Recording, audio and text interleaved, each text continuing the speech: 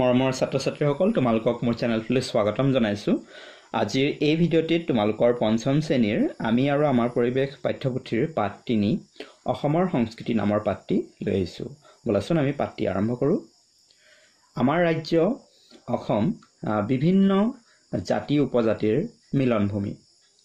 ইয়াত থকা জাতিসমূহৰ লগতে জনজাতিসকলৰ ভাষা আৰু সংস্কৃতিয়ে গুৰুত্বপূৰ্ণ অৱদান আগবঢ়াই আহিছে। জনজাতিসকলৰ ভিতৰত বড়ো কছাৰী, দেউৰী, তিৱা, গাৰো, ডিমাচা, মিচিং, আদিবাসী আৰু ৰাভা আদি প্ৰধানকৈ উল্লেখযোগ্য। ইয়াৰ উপৰি ভাৰতৰ ভিন্ন প্ৰান্তৰ পৰা হিন্দী, বাংলা, নেপালী আদি ভাষাভাষী লোকো ইয়াৰ বাসিন্দা। অসমত বসবাস কৰা জাতি জনগোষ্ঠীসমূহ নিজস্ব ভাষা, সাহিত্য, সামাজিক ৰীতি-নীতি, সাজপাৰৰ বৈশিষ্ট্য, অলংকাৰ আৰু উৎসৱ পাৰ্বণ আদিৰে পুষ্ট। এই সকলো জাতি জনগোষ্ঠীৰ নিজা নিজা সংস্কৃতি আছে।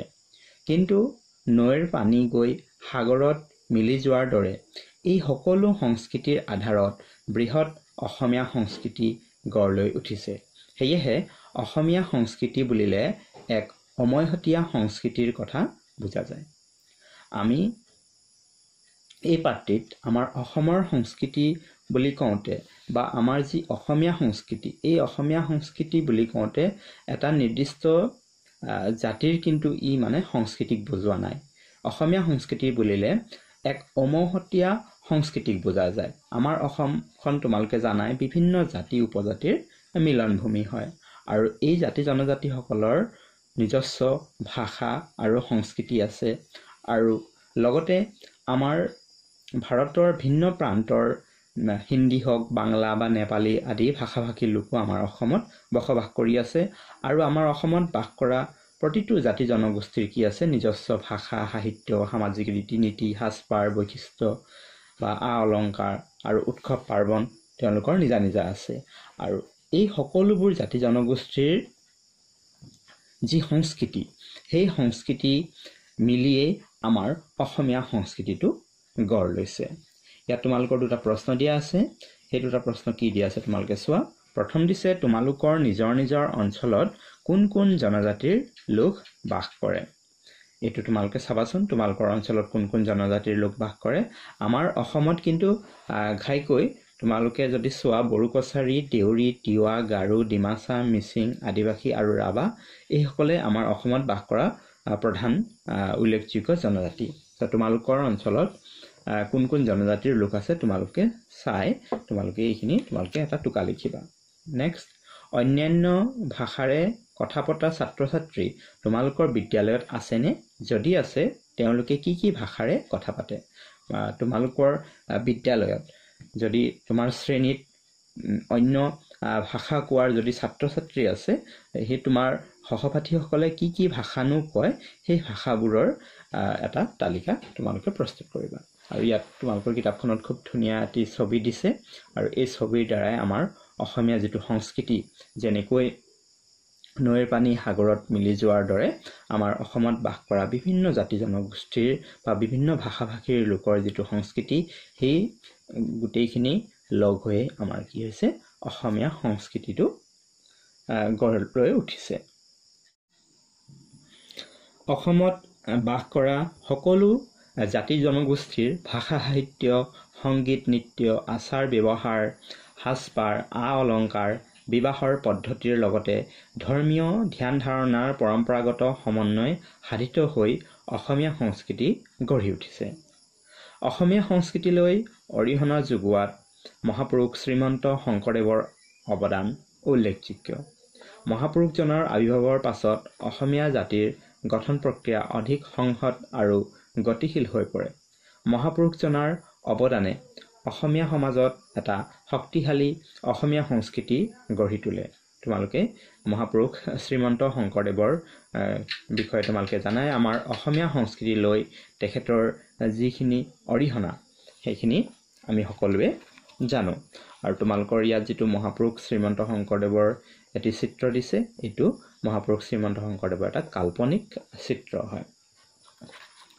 নেক্সট তোমালোকে চোৱা কি দিয়া আছে মহাপুৰুষ শ্ৰীমন্ত শংকৰদেৱৰ অবিহনে অসমীয়া সংস্কৃতিৰ কথা ভাবিব নোৱাৰি তেওঁ এফালে যিদৰে গীত পদ ভাওনা আদিৰ সৃষ্টি কৰিলে আনফালে তেওঁ নিজ উদ্ভাৱনেৰে খোল তাল আদিৰো সৃষ্টি কৰি অসমীয়া সংস্কৃতিক এটা স্বকীয় ৰূপত প্ৰতিষ্ঠিত কৰিলে মহাপুৰুষজনাই সৃষ্টি কৰা নামঘৰ আৰু সত্ৰ অসমীয়া সংস্কৃতি বা অসমীয়া কৃষ্টিৰ বৰখুঁটা তেখেতে সৃষ্টি কৰা সত্ৰীয়া নৃত্য সমগ্ৰ ভাৰততে সন্মানিত লাভ কৰিছে আমাৰ যি নামঘৰ বা সত্ৰ এয়া মহাপুৰুষজনাৰে সৃষ্টি আৰু লগতে যি সত্ৰীয়া নৃত্য সেই সত্ৰীয়া নৃত্য তেখেতৰে সৃষ্টি এতিয়া বলা অসমীয়া সংস্কৃতি গঢ়ি তোলা কিছুমান উপাদানৰ বিষয়ে জানি লওঁ পুৰণি কালৰে পৰা অসমীয়া সমাজত কিছুমান ৰীতি নীতিৰ প্ৰচলন হৈ আহিছে কিছুমান কাম-কাজ বা নীতি নিয়ম বহুদিনৰ পৰাই ধাৰাবাহিকভাৱে চলি আহিছে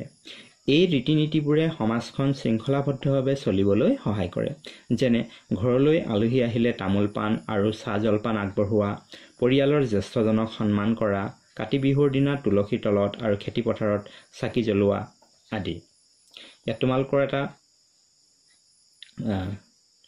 ক্ৰিয়া এটা দিছে ক্ৰিয়াকলাপ যে তোমালোকৰ অঞ্চলত সদায় চলি অহা কিছুমান ৰীতি নীতি উল্লেখ কৰি তালিকা এখন প্ৰস্তুত কৰা এইখন তালিকা তোমালোকে প্ৰস্তুত কৰিবাচোন অসমৰ স্থানীয় ভাষা অসমীয়া ইয়াৰ উপৰি অসমত বিভিন্ন জনজাতীয় ভাষা আৰু হিন্দী বাংলা নেপালী আদি ভাষাও প্ৰচলন হৈ আছে অসমীয়া ভাষাত বিভিন্ন জনজাতিৰ ভাষাসমূহৰ শব্দ সোমাই আছে অসমীয়া সাহিত্যই লিখিত ৰূপ পোৱাৰ আগতে নানা গীত পদ ফকৰা যোজনা সাথৰ সাধুকথা আদি লৌকিকভাৱে চলি আহিছে তোমালোকৰ অঞ্চলত কি কি ভাষা কোৱা লোক আছে এইখিনি তোমালোকে উলিয়াবা এইকেইদিন যিহেতু তোমালোক ঘৰতে আছা বিদ্যালয় বন্ধ তোমালোকে এইখিনি কৰিবাচোন তোমালোকে জনা দুখন অসমীয়া গল্পপুথিৰ নাম লিখা আৰু দুখন অসমীয়া গল্পপুথিৰ নাম লিখিবা কোনো এটা জাতিৰ সাজপাৰে সেই জাতিটোৰ সংস্কৃতিৰ পৰিচয় দিয়ে অসমত বাস কৰা বিভিন্ন জাতি আৰু জনজাতিসকলৰো নিজা নিজা সাজপাৰ আছে সাধাৰণতে অসমৰ মহিলাসকলে ৰিহা মেখেলা চাদৰ আদি পিন্ধে পুৰুষে ধুতি চেলেং চাদৰ কুৰ্তা আদি পিন্ধে জনজাতীয় লোকসকলৰো নিজৰ নিজৰ সাজপাৰ আছে তেওঁলোকৰ সাজপাৰ সাধাৰণতে উজ্জ্বল ৰঙৰ হয় যুগৰ লগতে মানুহৰ সাজপাৰৰো পৰিৱৰ্তন ঘটে সেয়েহে আজিকালি পুৰুষে লং পেণ্ট চাৰ্ট পাইজামা আৰু মহিলাসকলে শাৰী চুৰিদাৰ আদিও পৰিধান কৰা দেখা যায় এতিয়া তলত এটা তালিকা দিছে তলৰ তালিকাৰ পৰা কিছুমান জনজাতীয় লোকৰ সাজপাৰৰ নাম জানি লওঁ আহা জনজাতি বড়োৰ মহিলাৰ সাজপাৰৰ নাম হৈছে দখনা আৰু ফালি পুৰুষৰ সাজপাৰ হৈছে গামোচা আৰনাই ঠিক তেনেকৈ মিচিংসকলৰ মহিলাৰ সাজপাৰ হৈছে এগে গাছৰ ৰিবি গাছেং গেৰ আদি আৰু পুৰুষৰ মিবু গালুক গনচা উগান টঙালী তিৱা চস্কাই ফাস্কাই আৰু পুৰুষৰ সাজপাৰ হৈছে থানা তাগলা ফাগা ডিমাচা ৰিগু ৰিজামফাই ৰিখাউচা জিচু পুৰুষৰ সাজ হৈছে ডিমাচাৰ ৰিচা ৰিমচাও গাইনথাও পাগৰি কাৰ্বি পিনি পেকক ৱামকক চেলেং আৰু পুৰুষৰ হৈছে ছয়সংথৰ চেলেং পহ আদি সাজপাৰৰ পিছত বলাই এইবাৰ আমি আ অলংকাৰসমূহ চাওঁ অসমীয়া সমাজত আ অলংকাৰৰ গুৰুত্ব অতি বেছি বিবাহ নৃত্য উৎসৱ পাৰ্বণ আদিত আ অলংকাৰৰ ব্যৱহাৰ কৰাটো পৰম্পৰা অসমীয়া সমাজত পৰম্পৰাগতভাৱে চলি অহা কিছুমান আ অলংকাৰ হ'ল কেৰু জোনবিৰি ঢোলবিৰি গামখাৰু লুকাপাৰ খোপাফুল কাণফুল কলপতা আঙঠি থুৰীয়া দুগদুগী নাকফুল আদি তোমালোকে এই যিখিনি আ অলংকাৰ দেখিছা তোমালোকে নিশ্চয় মহিলাসকলে এইখিনি পৰিধান কৰা তোমালোকে দেখিছা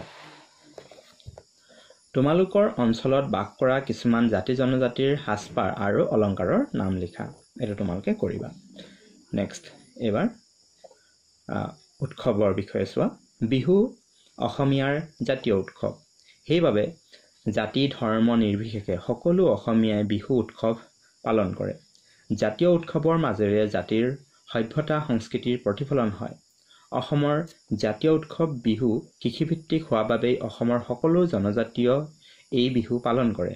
অৱশ্যে জনজাতিসমূহৰ কিছুমান নিজস্ব পৃথক ৰীতি নীতি থাকে আৰু বিহুকেইটা সামান্য পৃথকভাৱে পালন কৰে। বড়োসকলে বৈশাগু আৰু খেৰাই পূজা পালন কৰে। কাৰ্বিসকলে ৰংকাৰ আৰু হেঁচা, মিচিংসকলে আলি আই লৃগাং পালন কৰে। ডিমাছাসকলৰ ঘাই উৎসৱ হৈছে ৰাজিনী গাব্ৰা আৰু হানি গাব্ৰা।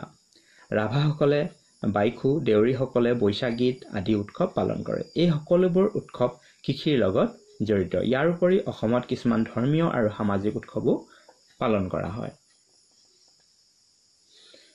অসমত প্ৰচলিত নৃত্য গীতসমূহৰ ভিতৰত জিকিৰ, মহ খেদা গীত, নাও খেলৰ গীত, বিহু গীত, হুঁচৰি, দেউৰী নৃত্য, ঝুমুৰ নৃত্য, খেৰাই নৃত্য, দেওধনী নৃত্য আদি। এই নৃত্য গীতসমূহৰ লগত সাধাৰণতে ঢোল, পেঁপা, গগনা, টকা, চিফুং, সুতুলি, খোল, তাল, দুতুৰা, বাঁহী, শিঙা, বীণ, টোকাৰী আদি বাদ্যযন্ত্ৰ ব্যৱহাৰ কৰা হয়। তলৰ কোনটো গীতৰ লগত কি কি বাদ্য ব্যৱহাৰ কৰা হয় লিখা। এতিয়া বিহু গীতৰ লগত কি বাদ্য ব্যৱহাৰ কৰা হয় বা বৰগীত, জিকিৰ, লোকগীত এইখিনি তোমালোকে কৰিবা। নেক্সট কি দিছে, অসমীয়া সংস্কৃতিৰ আন দুবিধ নৃত্য হৈছে পুতলা নাচ আৰু ওজাপালি। পুতলা নাচৰ সহায়ত ৰামায়ণ মহাভাৰতৰ কাহিনী ৰূপায়ণ কৰা হয়। ওজাপালি অসমৰ পুৰণিকলীয়া গীত নৃত্যৰ অনুষ্ঠান। তোমালোকে কি কি উৎসৱ পালন কৰা লিখা। অসমীয়া মানুহৰ খোৱা বোৱাত স্বকীয় বৈশিষ্ট্য আছে। অসমৰ মাটি ধান খেতিৰ বাবে উপযোগী। সেইবাবে অসমৰ মানুহৰ প্ৰধান খাদ্য হৈছে ভাত। তাৰোপৰি অসমৰ মানুহে চাউলৰ পৰা বিভিন্ন খাদ্যবস্তু প্ৰস্তুত কৰি লয়। এই খাদ্যবোৰ হ'ল চিৰা, মুড়ি, হুৰুম, আখৈ, সান্দহ, কৰাই গুড়ি, কোমল চাউল, তিল পিঠা, ঘিলা পিঠা আদি। ইয়াৰ উপৰি অসমৰ মানুহে নানা ধৰণৰ শাক পাচলি, ফল মূল আদি আহাৰ হিচাপে গ্ৰহণ কৰে। অতি প্ৰাচীন কালত ভাৰত তথা ভাৰতৰ বাহিৰৰ দেশৰ পৰা ভিন ভিন পথেদি বিভিন্ন জনগোষ্ঠীয় লোকসকল অসমলৈ আহিছিল বুলি আমাৰ পণ্ডিতসকলে কৈছে। উদাহৰণস্বৰূপে অষ্ট্ৰিক, তিব্বতধৰ্মী, ককেশীয়, টাই মংগোলীয় গোষ্ঠী আদি। তেওঁলোকৰ সংস্কৃতিৰ প্ৰভাৱ অসমীয়া সংস্কৃতিত পৰিছে বুলি পণ্ডিতসকলে স্বীকাৰ কৰে। আমাৰ পাঠটি ইয়াতে শেষ হ'ল। তোমাৰ অনুশীলনীত কেইটামান প্ৰশ্ন আছে, আমি প্ৰশ্নসমূহ চাই আমি ভিডিঅ'টি শেষ কৰিম। প্ৰথম প্ৰশ্ন দিছে, অসমত বাস কৰা জনজাতিসকলৰ নাম লিখা। তোমালোকে নিশ্চয় লিখিব পাৰিবা। কিছুমান আ অলংকাৰৰ নাম লিখা, আমি পাই আহিছোঁ আ অলংকাৰৰ নাম। 3টা নৃত্যৰ নাম লিখা, আমি পাইছোঁ নৃত্যৰ নামসমূহো। প্ৰাচীন কালত অসমলৈ অহা 3টা জনগোষ্ঠীৰ নাম লিখা, এইমাত্ৰ আমি পালোঁ। চাউলৰ পৰা তৈয়াৰ কৰা 4বিধ খাদ্যবস্তুৰ নাম লিখা। এইখিনি তোমালোকে নিশ্চয় কৰিব পাৰিবা। আৰু ইয়াৰ অনুশীলনীৰ প্ৰশ্ন উত্তৰৰ লিংক এই ভিডিঅ'ৰ ডেছক্ৰিপশ্যন বক্সত আছে। তোমালোকে যদি উত্তৰবোৰ কৰিব নোৱাৰা বা কিবা অসুবিধা পোৱা তেন্তে এই ডেছক্ৰিপশ্যন বক্সৰ লিংকটোত গৈ চাই ল'বা। তাৰপিছত 2 নম্বৰ তোমালোকৰ এইখিনি ক অংশৰ লগত খ অংশ মিলাবলৈ দিছে।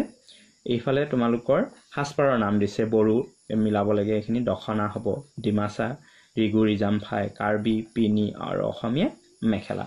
তাৰপিছত তোমালোকৰ 3 নম্বৰত খালী ঠাই পূৰ কৰা দিছে। খেৰাই পূজা কোনে পালন কৰে? খেৰাই পূজা বড়োসকলে পালন কৰা উৎসৱ। কাৰ্বিসকলৰ ঘাই উৎসৱ ৰংকাৰ আৰু হেঁচা। তেনেকৈ এইটো হ'ব। মিচিংসকলে আলি আই লৃগাং পালন কৰে।